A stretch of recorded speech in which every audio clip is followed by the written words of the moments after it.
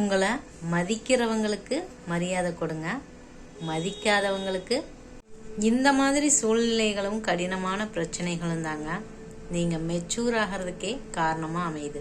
நீங்கள் யார் அப்படிங்கிறத தான் நீங்கள் வெளிப்படுத்தணுமே தவிர மற்றவங்க மாதிரி உங்களை வெளிக்காட்டிக்க வேண்டிய அவசியம் இல்லை. Hi friends, welcome to my channel வெள்ளை மனது. நான் உங்ககிட்ட பேசிகிட்ருக்கிறது புஷ்பா ராஜேந்திரன்.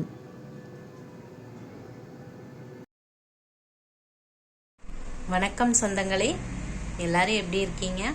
நல்லா இருப்பீங்க அப்படின்னு நம்புகிறேன். இன்றைக்கி என்ன பதிவு பார்க்க போகிறோன்னா, உங்களை மதிக்காதவருக்கு கொடுக்கும் ஒரே பதிலடி இதுதான் அப்படிங்கிறத பற்றி தாங்க பார்க்க போகிறோம். இது எதுக்காக அப்படின்னா, பலவீனமான உடம்பை எப்படி நோய்கள் தாக்குதோ அந்த மாதிரி பலவீனமான மனசை மனுஷங்க வாட்டி வதச்சிடக்கூடாதுங்க. அதுக்காகத்தான் இதை நீங்கள் ஏற்றுக்குவீங்களா அப்படின்னு எனக்கு தெரியல. ஏன்னா பலகீனமான மனசு அப்படிங்கிறத யாருமே வெளிப்படையாக ஏற்றுக்க மாட்டோம். ஆனால் ஒரு சின்ன சின்ன விஷயம் என்ன, நம்மளுக்கு யாராவது மரியாதை கொடுத்தா என்ன, கொடுக்கலனா என்ன, நாம் யார் அப்படிங்கிறது நமக்கு தெரியும். ஆனால் அதை பற்றியெல்லாம் நாம் ஓவராக திங்க் பண்ணிவிட்டு நம்மளோட வேலையை செய்யாமல் நேரத்தை வீணடிச்சிட்ருப்போம். சரிங்க, விஷயத்துக்கு வந்துடுவோம். உங்களை மதிக்கிறவங்களுக்கு மரியாதை கொடுங்க, உங்களை மதிக்காதவங்களுக்கும் மரியாதை கொடுங்க. நான் ஏன் இப்படி சொல்கிறேன் அப்படின்னா, நம்ம யார் அப்படிங்கிறத தான் நம்ம வெளிக்காட்டணுமே தவிர நம்மளை மதிக்காதவங்களுக்காக நம்மளோட நல்ல பழக்கங்களை, நம்மளோட நல்ல விஷயங்களை நாம் மாற்றிடக்கூடாது. நாம் எல்லாத்தையுமே மதிக்கிறவங்களாக இருப்போம். நம்மளை மதிக்காதவங்களுக்காக நம்மளையே நாம் மாற்றிக்கணும்.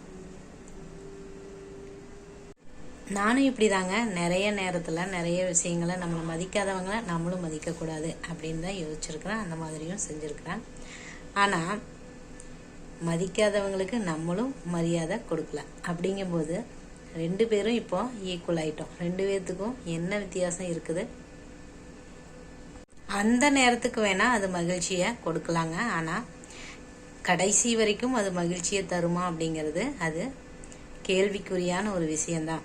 அதுக்காகத்தான் உங்களை மதிக்காதவங்களுக்கும் மரியாதை கொடுங்க அப்படின்னே சொல்லியிருந்தேன். ஒருவேளை நம்மளை மதிக்காதவங்களுக்கு மரியாதை கொடுக்கல, நம்மளும் திருப்பி கொடுக்கல அப்படின்னா அது அதோட முடிஞ்சிடும் அப்படின்னு நினைக்கிறீங்களா? அதை பற்றியே தான் நம்ம மறுபடியும் திங்க் பண்ணிகிட்ருப்போம். நம்மளோட ஒரு வேலையில் நாம் ஈடுபட ஆரம்பிச்சிட்டோம் அப்படின்னாவே நம்மளோட பிரச்சனைகளுக்கும் வழி இல்லை, கவலைகளுக்கும் வழி இல்லைங்க. அதனால் அதை அதோடு விட்டுட்டு நம்மளோட வேலையை நம்ம செய்ய ஆரம்பிச்சிடலாம்.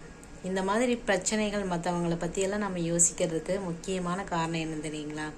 நம்மளோட மனசு பலகீனமாக இருக்கிறது தாங்க காரணம். பலகீனமான மனசை கவலைகள் தாக்கிரும். அதாவது பலகீனமான உடம்பு நோய்கள் தாக்குற மாதிரி தான் நம்மளோட மனசையும்.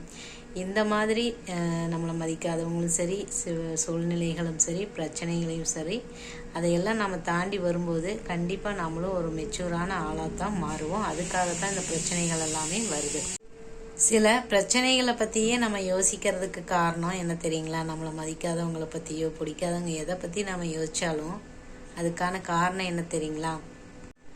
சோம்பலாக உட்காந்துட்டு நம்ம சந்தோஷமாக இருக்கிறோமா இல்லையா அப்படின்னு நம்ம ஆராய்ச்சி பண்ணுறது தாங்க இது எல்லாத்துக்குமே காரணம் அப்படின்னு நான் சொல்லலைங்க.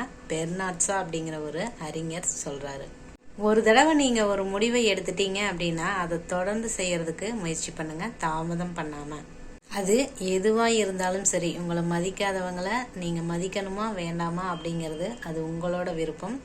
அடுத்த வேலை என்ன நீங்கள் செய்யணும் அப்படின்னு யோசிக்கிறதும் அது உங்களோட விருப்பம். அது எதுவாக இருந்தாலும் அதை உடனே செய்ய ஆரம்பிங்க. தாமதிக்கிற ஒவ்வொரு நொடியும் அது பிரச்சனைகளுக்குள்ளேயும் கவலைகளுக்குள்ளேயும் நம்மளை அமுக்கி விடத்தான் போகுது. அதனால் எப்போவுமே இதைத்தான் நான் சுறுசுறுப்பாக இயங்கிட்டு இருக்கிறதுக்கு காரணம் என்னன்னா, கவலைப்படுறதுக்கே எனக்கு நேரம் இல்லை அப்படின்னு சர்ச்சில் அப்படிங்கிற ஒரு அறிஞர் சொல்கிறாருங்க.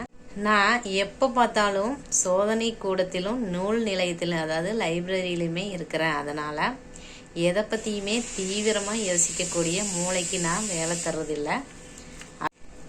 லூயி பாஸ்டர் அப்படிங்கிறவங்க சொல்லியிருக்கிறாங்க. அதனால தான் நான் மகிழ்ச்சியாக இருக்கிறேன் அப்படின்னு சொல்லியிருக்கிறாங்க. அதனால் உங்களை மதிக்காதவங்களை பற்றி நீங்கள் நினைக்க வேண்டிய அவசியம் இல்லை. மதிக்கிறவங்களுக்கு மரியாதை கொடுங்க. உங்களை நீங்கள் மாற்றிக்க வேண்டாம். மதிக்காதவங்களுக்கு மரியாதை கொடுக்க மாட்டேன் அப்படின்னு சொல்லி உங்களோட நல்ல விஷயங்களை நீங்கள் குறைச்சிக்க வேண்டாம். அதுதான் நீங்கள் உங்களை மதிக்காதவங்களுக்கு கொடுக்குற ஒரே பதிலடி. இதைத்தான் நம்ம திருவள்ளுவரே சொல்லியிருப்பாங்க, இன்னா செய்தாரை ஒருத்தல் அவர் நான நன்மையும் செய்து விடல் அப்படின்னு. அதாவது இப்போ கூட இதை கிராட்டிடியூட் அப்படின்னு சொல்கிறாங்க, நன்றி உணர்வோடு இருக்கிறது அப்படின்னு. நம்ம இதுவரைக்கும் கொடுத்த இந்த பிரபஞ்சத்துக்கும் சரி, நமக்கு கிடைச்சிருக்கிற எந்த ஒரு வேலைகளாக இருந்தாலும் சரி, வாய்ப்புகளாக இருந்தாலும் சரி, நம்ம உணவும் இந்த மாதிரி நமக்கு தேவையான அன்றாட விஷயங்கள் எல்லாத்துக்குமே நன்றி உணர்வோடு இருந்துட்டோம் அப்படின்னாவே நம்மளுக்கு மரியாதை கொடுக்காதவங்களுக்கு கூட நாம் மரியாதை திருப்பி கொடுக்க தான் செய்வோம். அதனால் உங்களுக்கு மரியாதை கொடுக்குறவங்க யார், கொடுக்காதவங்க யார் அப்படின்னெல்லாம் யோசிச்சுட்ருக்கிறாம உங்களோட வேலையை நீங்கள் சுறுசுறுப்பாக வேலையை செய்ய ஆரம்பிங்க. அதுதான் உங்களோட முன்னேற்றத்துக்கு உண்டான ஒரே வழி. உங்களோட மகிழ்ச்சி எதில் இருக்குது அப்படிங்கிறத பார்த்து அதில் நீங்கள் உங்களை நீங்களே சாட்டிஸ்ஃபை பண்ணுங்கள். அதுக்கப்புறம் உங்களை மதிக்காதவங்களை பற்றி கவலைப்படுறதுக்கு உங்களுக்கு நேரமே இருக்காது. மதிக்காதவங்க யாருமே இருக்க மாட்டாங்கன்னு கூட சொல்லலாம். மரியாதை உங்களை தேடியே வரும். இந்த பதிவு உங்களுக்கு யூஸ்ஃபுல்லாக இருந்துச்சு அப்படின்னா ஒரு லைக் பண்ணுங்கள், கமெண்ட் பண்ணுங்கள். யாருக்காவது தேவைப்படும் அப்படின்னு நினச்சிங்கன்னா ஷேர் பண்ணுங்கள். தேங்க்யூ.